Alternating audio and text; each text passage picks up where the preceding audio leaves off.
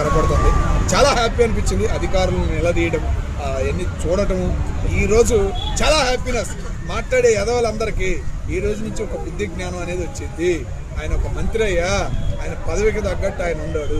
ఆయన నియోజకవర్గానికి ఆయన చేస్తుంది కూడా జనం ఎవరు రివర్స్ ప్రశ్నించకుండా ఆయన చేసుకుంటున్నాడు. చిన్నపిల్లల మధ్య గొడవలు అనేది వద్దనేది చెబుతున్నాడు. చేసేది పెద్ద చేయి, నేను నువ్వు చూసుకుందాం అనే సమాధానంగా ఉంది అక్కడ.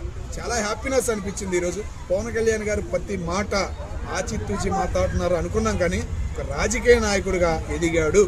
మా నాదెళ్ల మనోహర్ గారు చాలా హ్యాపీ అనిపించింది. ఇద్దరు స్నేహం అనేది మళ్ళీ కనిపించింది. ఒక యూనిటీ అనేది మళ్ళీ మొదలైంది. ఏదది కూటమి. చంద్రబాబు నాయుడు గారు నేను దోస్త్ మేరా దోస్త్ అన్నాడు, చూసేవా డైలాగు. చాలా హ్యాపీ అది. అంటే కొంతమంది వైసీపీ వాళ్ళు ఇండైరెక్ట్ గా అంటున్నారు ఏంటంటే టీ షర్ట్ వేసుకొని పాదయాత్రకు వెళ్తాడా అని చెప్పేసి క్వశ్చన్ చేశారు. దాని గురించి అంటే ఉడి వేసుకొని ఆయన బ్లూ ఉడిస్తో 2 days నుంచి కనిపిస్తుంది.